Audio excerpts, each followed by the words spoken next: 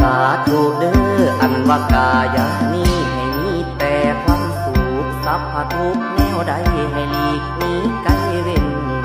เห็นขวงขันโวยภัยพญาทางยามากางความไว้ให้ไกลทางทางคิง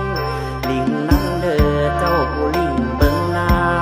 ำคงใหญ่ท่าลาให้กายาสุ่มเย็นขอเข็นให้จอยพาสัตว์ลอยในน้ำลอยไปสะลอง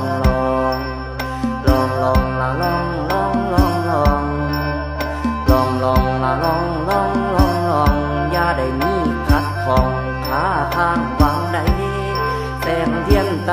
ใส่ส่องนำทางวางผาศาสตร์ลงลอย